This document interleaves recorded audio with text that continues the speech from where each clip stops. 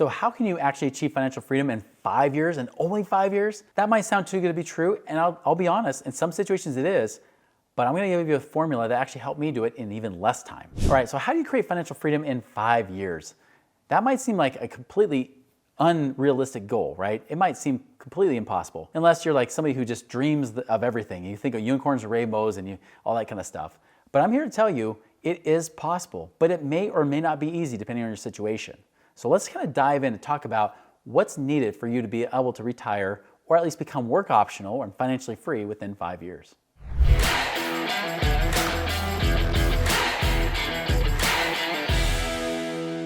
All right, so I'll give you my own personal experience. I mean, obviously I was able to do it pretty quickly.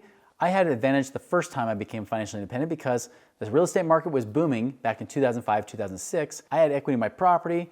I had some money I was able to build in savings. I was earning some decent income. I was able to turn that into passive income pretty quickly. I also had some other streams of income coming from like some business ventures too that I was putting almost no effort into. And so those things combined along with really low expenses coming out, it was like $3,500 a month. I only needed $3,500 a month to be able to be financially free. Much easier than the second time around because of course the recession hit.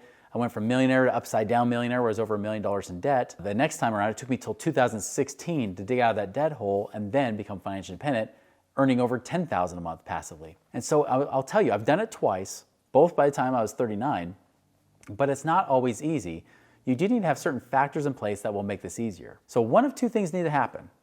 One, if you have no money, hang on with me because I'm going to give you a formula that will actually help you do this because I had to do the same thing. But secondly, if you do have some money to invest, then you might actually have some hope to do it in 5 years. Maybe it takes a little bit longer. Most of our clients that do have some money usually have at least $150,000 to work with. It'll take them anywhere from maybe a few years, 5 years to 15 plus years. It really just varies depending on their goals and what they're trying to achieve. The first thing you have to ask yourself is, what does it take to become financially free? I'd like to look at financial independence as that first goal. What's your monthly expenses, right? How much do you spend per month? That's gonna be the first thing to look at for financial independence. Everybody's different here. I had one woman who said, Chris, I really don't have a lot of money. I see that you've got some people who've got like, it seems like a couple $1 million to invest with. Some of these other people got like $500,000 or $1 million. I don't have that much money.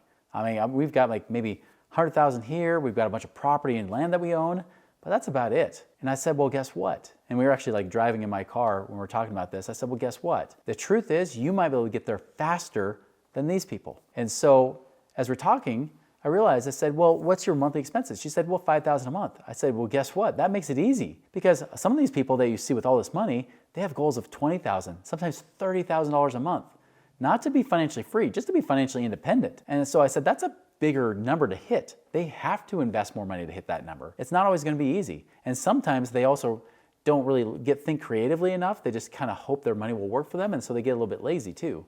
But for you, that's not the case. What's crazy though is just 2 months later, just found out they finally saw the heavens open, so to speak, right? They saw the light. They saw what was possible because they realized, wait, we can actually sell off some of our land that we're really not using anyways.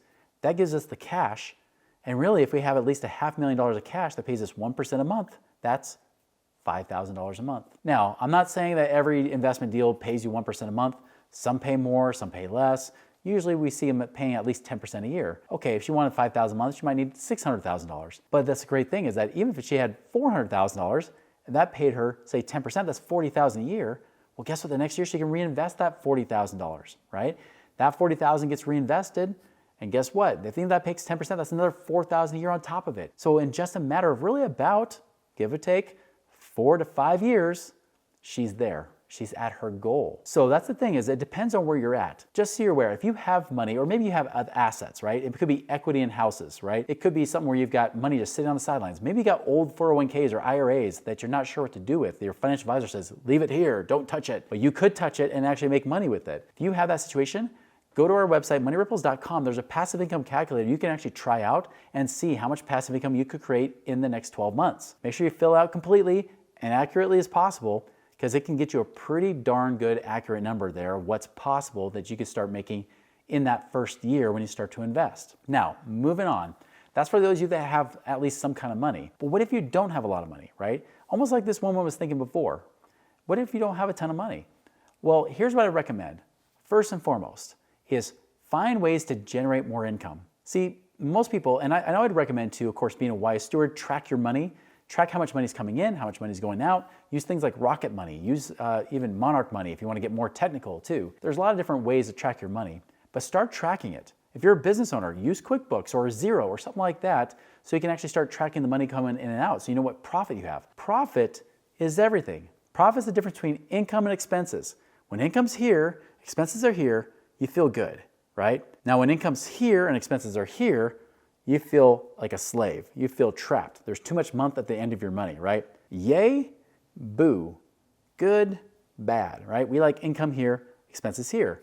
This does not mean you have to live out of a cardboard box and be so cheap that every friend and family member hates you because you make them pay for your dinner. No, you can still enjoy life, you can still do things, you just gotta prioritize where you spend your money. So yes, be a wise steward, track your money, that's first and foremost. But then second is look for ways to increase your income because that can be limitless, especially when you start to create a side hustle or a business or something like that. This also could work if you're a W-2 employee. You might say, well, I don't have control because my boss controls my paycheck. You have more control than you realize. I'd recommend a book that you read called Linchpin. Great book by Seth Godin that kind of talks about this principle here. But this is the principle that I actually use for myself to make more money. I also use this for even my own clients that had W-2 normal salary paying jobs or hourly paying jobs. They really use this to make more money. So for example, the biggest thing is that dollars follow value.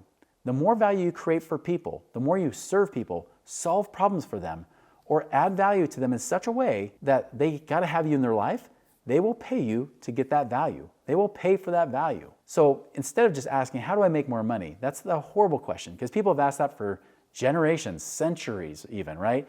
And still they remained broke. The best thing to do is ask yourself, instead of how do I make more money, ask yourself, how can I solve problems for people? How can I add value? If you work for a boss, how can I serve my boss? How can I add value to them? How can I do something that maybe helps the company make more money that can also make me more money? And so here's a great strategy to try, especially if you work for another, like a 9-to-5 job or something like that, or 9 to 9, depending on your job. This is what you do.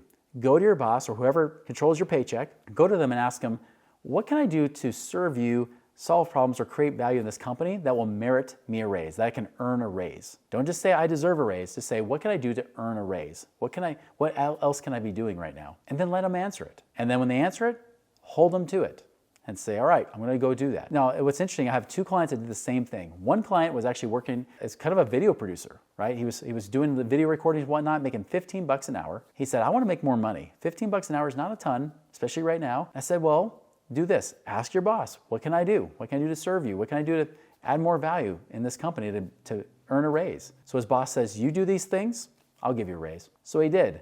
3 months later, he said, I just did everything you asked. He said, you're right, I'll give you a raise. What's interesting is just a few months after that, his boss walks by his office and then backpedals and looks back and says, how much am I paying you again?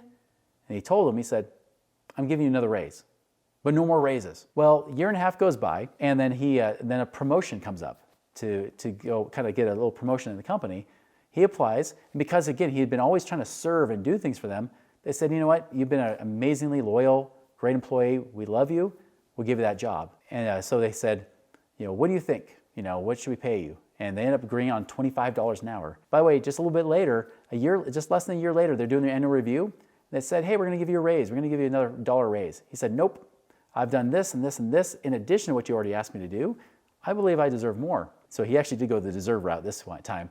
They said, all right, fine, how much? He's like, I want $28 an hour. Fine, you're awesome, we'll do it. Understand, he went from $18 an hour to $28 an hour. I mean, this is nearly doubling his income within a year and a half. All he had to do really is just keep asking, how can he serve him? I had another guy do this at a bank. Now this bank was a massive bank. You would know the name of it. I'm not gonna say the name of it. Massive bank. There was 100 guys going for 2 positions. This position would give him another $3,000 to $4,000 a month raise. I said, go and ask them what it would take. So he did. And they said, sell more of this and this. It was kind of more of a sales type job. So he did. I said, even if it takes another hour a day out of work just for the next month, do it. So he did. Out of those 2 positions, he got one of them. They called him into the office. They said, do you know why we gave you the position? He said, why? Well, it's pretty simple. You were the only person out of all the candidates that even asked us what you could do to earn that position. Even though you weren't the best, most qualified person, we hired that as the other position. Even though you weren't the best, because of that impressed us so much, we decided to give you the promotion over the other guys. That right there, guys, that would give him another $3,000 or $4,000 a month. So earn more income. That can be limitless. Side hustles and businesses help too, but make sure you're profitable in those businesses so that you have more money to then store up, and then you can get that money out to work for you to invest in passive investments, which this channel we talk about all the time. So here's what I recommend. Like I said, if you've got cash already to invest, awesome. Go to moneyripples.com, try that passive income calculator. If you're like, I don't have any money right now, but I want to get there, even better, be sure to subscribe to this channel. There's plenty of ideas. Even our podcast episodes, the Money Ripples podcast, talks about a lot of different ways to build wealth, including ways to make money without money or very little money at all. So be sure to subscribe to our channel today.